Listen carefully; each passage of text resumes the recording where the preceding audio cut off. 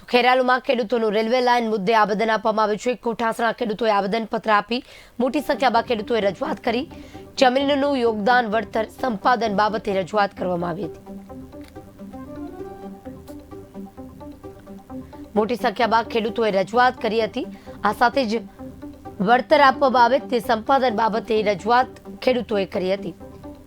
ત્યારે ખેરાલુમાં ખેડૂતોએ railway line મુદ્દે કલેક્ટરને આવેદનપત્ર આપવામાં આવ્યું હતું। ખેરાલુમાં ખેડૂતો એકઠા થઈ અને કલેક્ટરને આવેદન આપી રજૂઆત કરી હતી।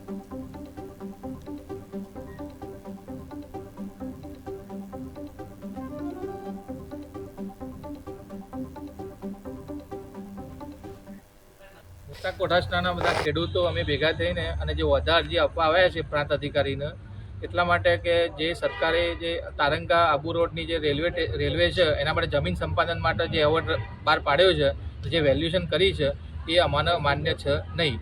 એમને અમારા નવી જંત્રી પ્રમાણે અને નવી વેલ્યુએશન જે ખરેખર ખેડૂતોને તકલીફ પડે છે એ બધી વસ્તુ ધ્યાનમાં લઈને ઓછામાં ઓછું ખેડૂતોને નુકસાન થાય અને વધુમાં વધુ વળતર મળે અને આજુબાજુના ખેડૂતોના જે પ્રશ્નોનો અંદર બધાનું નિરાકરણ થાય એ પ્રમાણે રજૂઆત કરવામાં આવી છે અને એ પ્રમાણે ધ્યાનમાં લેવા માટે અમે લોકોએ એક આવેદનપત્ર એટલે વધારે અરજી અમને પ્રાંત અધિકારીને આપી છે।